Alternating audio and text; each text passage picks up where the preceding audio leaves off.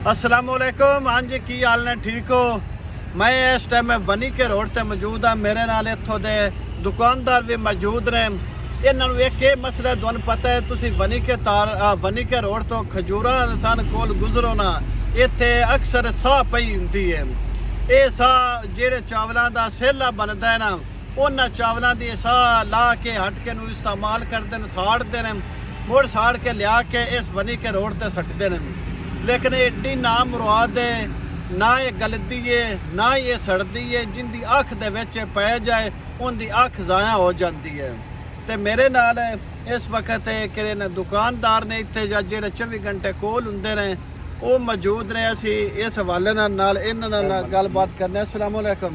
वालेकुम सलाम। उच्ची बोले ते की मसला है साह लिया नाल?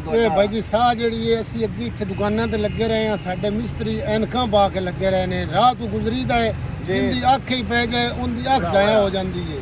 ए नाल साडे महल्ला है, ये महल्ले वाले बहुत परेशान ने ये साह की वजह तो। असी रिक्वेस्ट करने इंतजामिया अगे बराए मेहरबानी ये साह का कुछ अमल दरामद किया जाए, इन किसी होर पासे रोड तो साइड तो लै जाया जाए। रोड ते साइड ते भी लै जाने। रोड ते जलील आवाम लगन वाले भी हिंदी पई है, ए दुकाना वाले ए महल्ले वाले इस गल तो बहुत ज्यादा तंग ने। बराए मेहरबानी हाँ जी, बराए मेहरबानी ये साह जी है ये बहुत नुकसान कर रही है पूरे महल्ले का, ए दुकाना का, रोड का। इन बराए मेहरबानी हुकूमत अगे रिक्वेस्ट है भाई इनका कोई सदबाब किया जाए। हाँ जी चाचू, तुसी दसो की उन्हें साह दा करना चाहिए? ये साह चुक के लै जान, ये सन जलील कर छड़िया। जिंदी आके पुंदी आ सारी सड़क तो बंदे लगते ने ते गालां कढ़दे ने बड़ियां तुन तुना के। ते असी कोई असर नहीं। चौथा साल बंदे नूं एहसास होना चाहिए भाई मैं आप बंद कमरे दे विच शीशे वाले बैठा आ, एसी ला के। ते दूजा भी तो मुल्क ही है ना।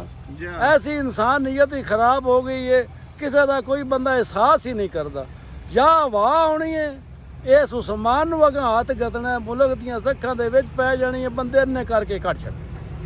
जनाब तुसां आंदे गुफ्तगू सुनी है, आ साह पई जे आ वनी का रोड लगदा पे गुजरदा पे, आ साह तो हवा वगे रोड दे उत्ते जा तेज रफ्तार गड्डी आवे तां भी साह जेड़ी है उड़दी है।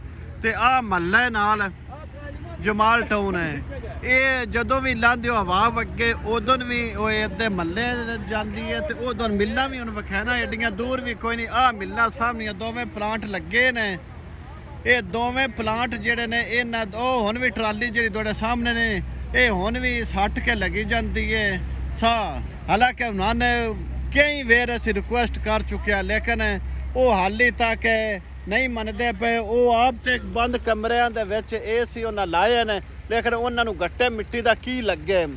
मैं उन्होंने कोल भी गया जाके उन्होंने तरला भी मारे, आख्या भी है, लेकिन उन्हें हाली तक आख्या जी साडी अपनी थां है।